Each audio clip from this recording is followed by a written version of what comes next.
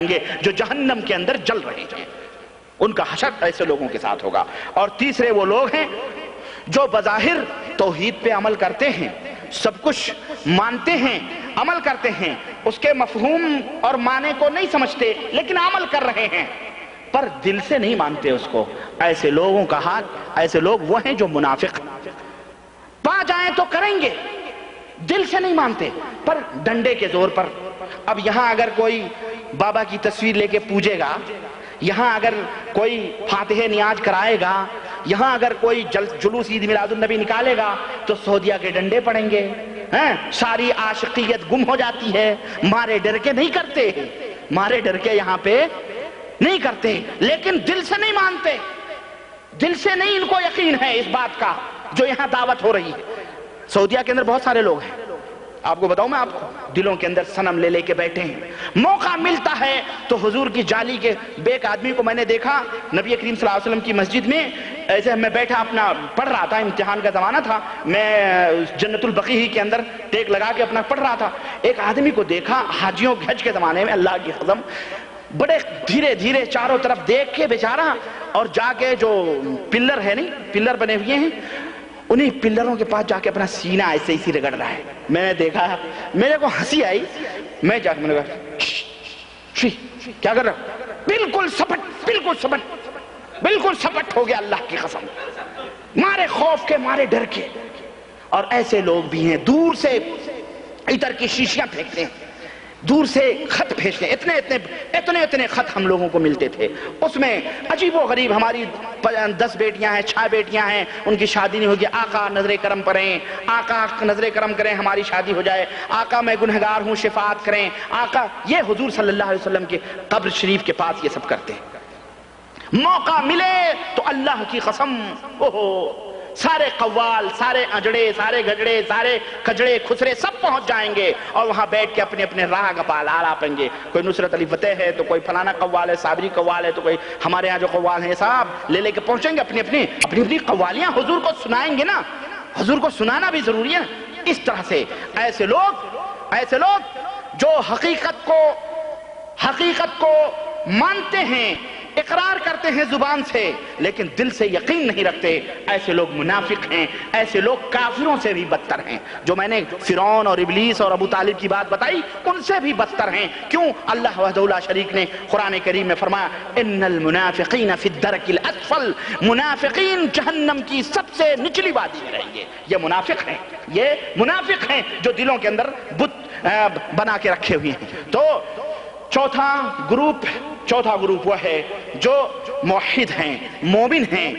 لا الہ الا اللہ کا اقرار بھی کرتے ہیں، عمل سے اس کا اظہار بھی کرتے ہیں، دل سے یقین بھی کرتے ہیں۔ ایسے لوگوں کے بارے میں اللہ وحدہ لا شریک نے فرمایا ان الذین قالوا ربنا اللہ ثم استقاموا تتنزل علیہم الملائکہ،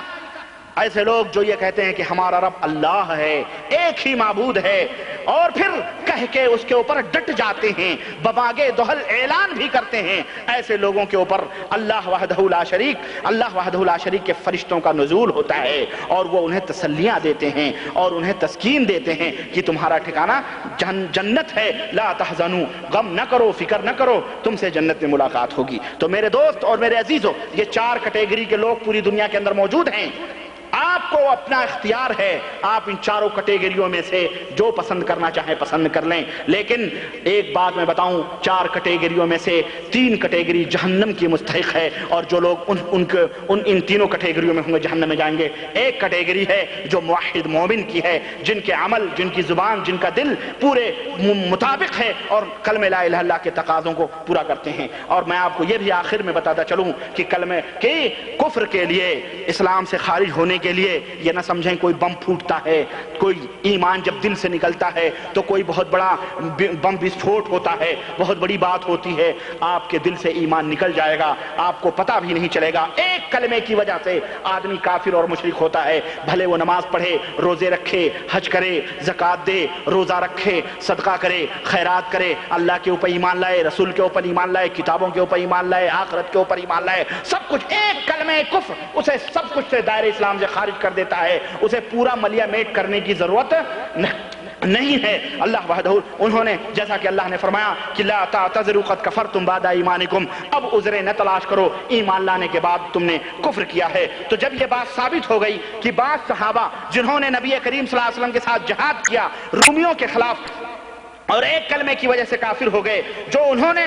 ان کے بقول ہنسی اور مذاق میں انہوں نے کہے تھے، تو اگر کسی کی چاپلوسی کی خاطر، کسی کی سماجت کی خاطر، کسی کے اپنے منصب کی خاطر، روزی روٹی کی خاطر، اپنی ذلت، اپنے تان و تشنیع سے بچنے کے لیے، یا کسی نقصان کے ڈر سے، یا کسی فائدے کی لالچ میں آدمی کلمہ کفر کہتا ہے، چادریں چڑھاتا ہے، سیٹ لینے کے لیے مزاروں کی حاضری دیتا ہے، سیٹ لینے کے لیے لوگوں کو اپنے فیور میں لینے کے لیے ان کے ہاں میں ہاں ملاتا ہے مشرکوں کے، تو وہ بدرجہ اولا کافر ہوگا۔ اگر ہنسی مذاق میں کیا ہے جب وہ کافر ہو سکتا ہے، تو یہ بھی سن لو، چاپلوسی میں، منصب کی خواہش میں، کسی مفاد کے خواہش میں، اور کسی قتل اور غارتگری اور کسی خوف سے اگر کوئی شخص